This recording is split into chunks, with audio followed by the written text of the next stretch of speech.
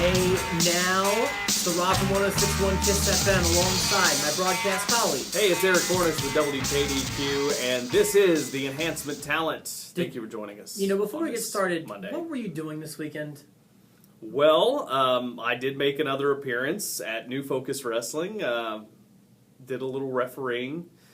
And, I mean, so that's about it. Are you fighting with girls? What do you, Listen. Eric? I know there's a rumor out there, and actually they put it out there that I will be wrestling. And not only will I be wrestling, but I'll be wrestling a woman, Chloe, on November the 2nd in Fort Branch. And I'm telling you right now, I have no intention on fighting any woman, especially Chloe. I have no intention of doing that. I might show up that day, but I will not be wrestling a woman. I will not be wrestling. I don't know why that's I floating think around. with what's happening in football right now and people looking up to athletes as role models, it is not a good time to be putting your hands on any women. And so I won't do it. Just keep your hands clean and you and I are good. Okay. Okay? Good deal. I wanted to talk about our lists here because I watched your list, you watched my list of the things that you hate most about wrestling. Yeah, you know what? When you love something so much, you got to have things that you don't like about it. You know, it's called being married. Yeah. Did I say that? Anyway. I'm not married, so don't look at me.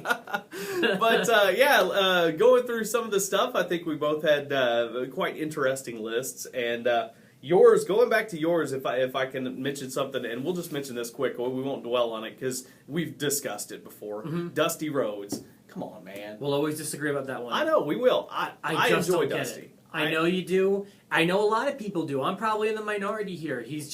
I never understood it. Actually, I do understand that he had the books, so therefore he's going to have a lot of power. He's one of those guys that booked himself into championships, and to me, he's just a fat load. Hey, he was over, and he could go despite his size. So we'll just leave it at that. I think we'll always disagree on that. So what anything in my list that stands out to you?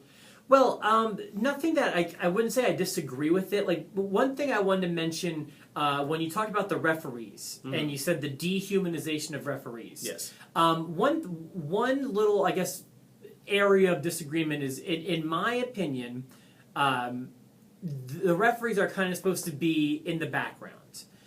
They're not supposed to be the stars. And in, like, the Attitude Era, they did kind of become stars. Mm-hmm. But it's in my opinion that they're kind of supposed to not steal the show. No, I agree with that. So not knowing their names, I'm totally okay with.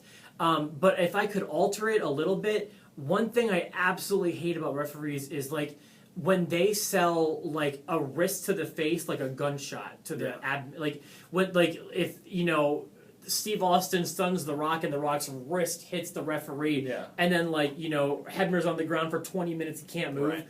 I hate that stuff. Like, even a child would be up momentarily after that. And some of that is on the other talent in the ring, because if the ref is scheduled to take a bump, you've got to make sure they take that bump, or else it's going to look really stupid. But like I said, you know, in my top 10, a bad ref can make for a very bad match. A good ref, you won't notice. Right. Which you're right on that. But I just hate when a ref does take a bump and it doesn't seem like anybody cares. It's just like, oh, the ref's gone. Well, there was He's a time. Just like kind of this. We've kind of exited where it was every pay-per-view there'd be a huge ref bump. Oh yeah. Those times are kind of behind us now, but that was too much. There was too much. It's interesting because I was watching the network this weekend, and after I had done my top 10 and ended up with the Invasion pay-per-view, which I don't know if you remember that. It's a great show. There was actually a match on that card between Nick Patrick and Earl Hebner, which wasn't even a bad match. You know, for their limited capabilities, it was actually kind of entertaining. So that was, at least for a time, the highest-grossing non-WrestleMania pay-per-view of all time. Yeah, and then after that, they just ruined it. And then, yes, but that one show was really good. It was good.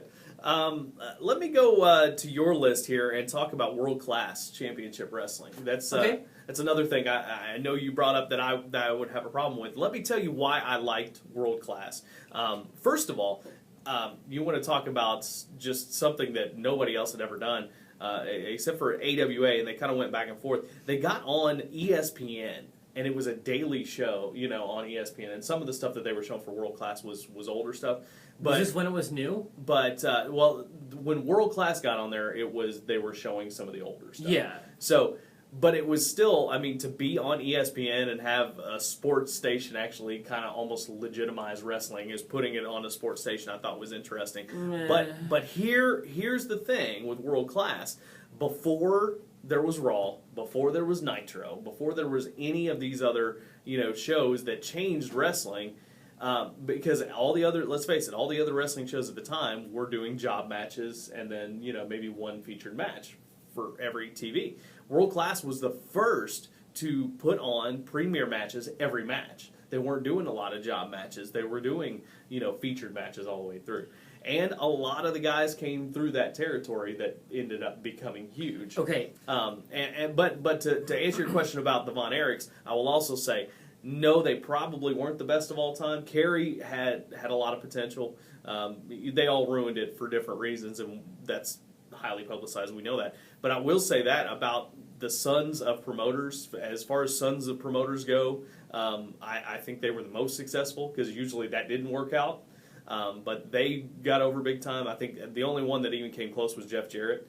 But anyway, that's why I like World Class. Well, I'm glad we're talking about World Class because I have more I want to say about World Class. I mean, they weren't all bad. You're right. Like they did. A lot of big stars did go through World Class, and some of their angles could be pretty creative and inventive, and they certainly had their own thing going on. Like they weren't garbage. What I didn't like about World Class, and when I watch it back now, it's like, first of all, the Von Erichs never lost, and to me that's just, it's obnoxious. They're the promoters' kids. So obviously that's where they felt the bread was buttered. But to me it was, they always were over. They always would go over. You would never see them lose big matches because they didn't. Because their dad had the books. And to me, I just found that to be arrogant, poor booking, I guess. And also it's like some of them were good. Like David was good and Kerry was decent. They're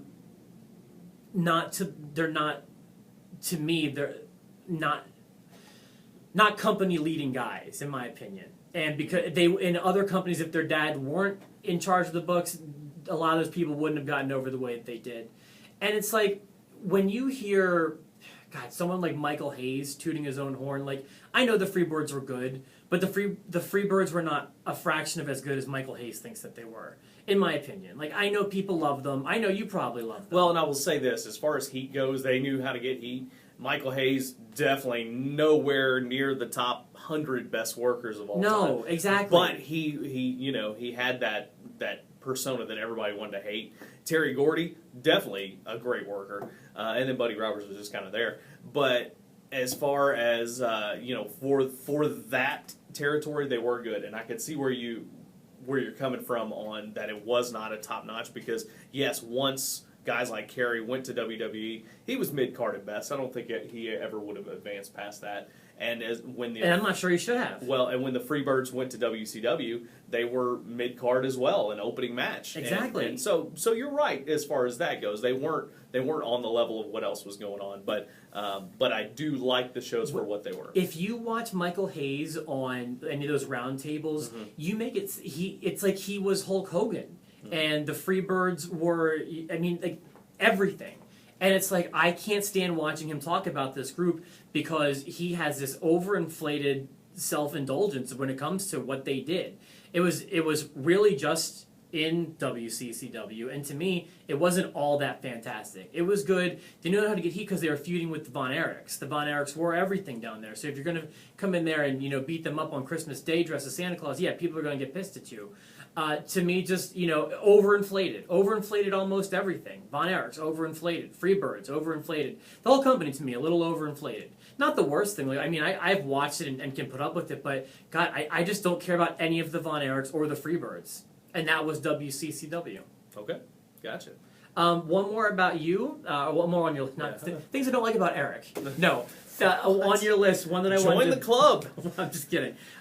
Your third one was lack of managers. Right. And I just want to, while I understand and agree with you there, like I miss the manager and I miss that role, I think that since the 80s and early 90s, I think that that's become such a part of wrestling is being able to cut your own promo that people, I think that unless you're a Brock Lesnar type who's a physical specimen, you need to be able to talk, or you're not even considered.